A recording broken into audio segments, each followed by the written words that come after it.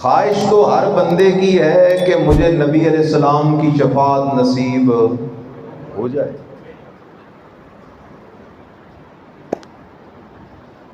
لیکن روز قیامت کے مناظر بڑے عجیب و غریب ہیں۔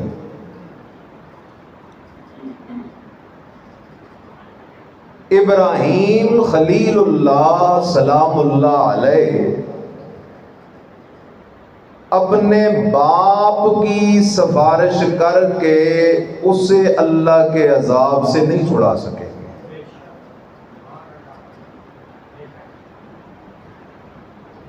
بیٹا نبی ہے،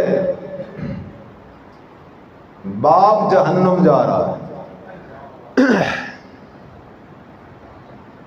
اسی طرح باپ نبی ہے حضرت نوح علیہ السلام، اور بیٹا کنعان کدھر جا رہا ہے؟ جہنم جا رہا ہے۔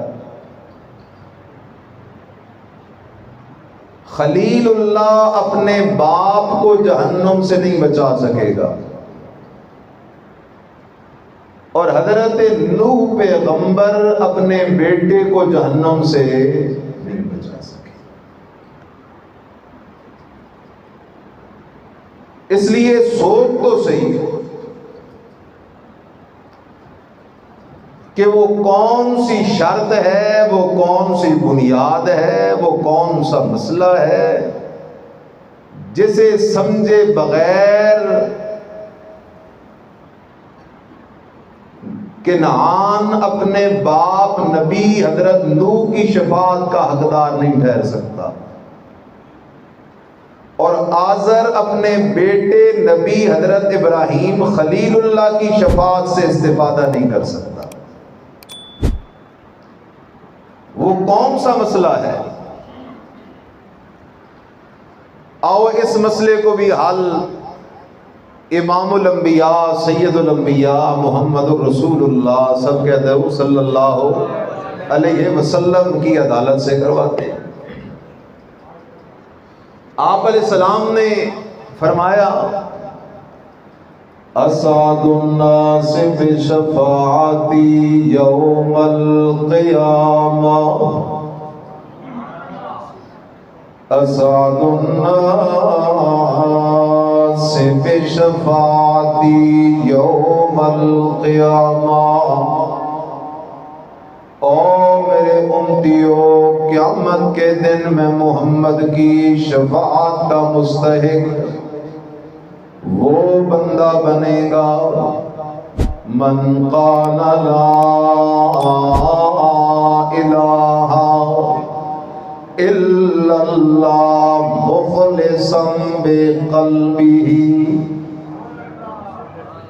قیامت کے دن میری شفاعت کا مستحق وہ بنے گا جس نے صرف زبان سے نہیں بلکہ دل سے اعلان کیا ہو لا الہ الا اللہ، لا الہ الا اللہ، لا خالق الا اللہ، لا مالک الا اللہ، لا رازق الا اللہ، لا معطی الا اللہ، لا حی الا اللہ، لا سمیع الا اللہ، لا بصیر الا اللہ، لا قدیر الا اللہ، لا الہ۔ لیکن خیال کر، دل سے لا الہ الا اللہ پڑھنے کا مطلب کیا ہے؟ اور توجہ کر میرا مسلمان بھائی،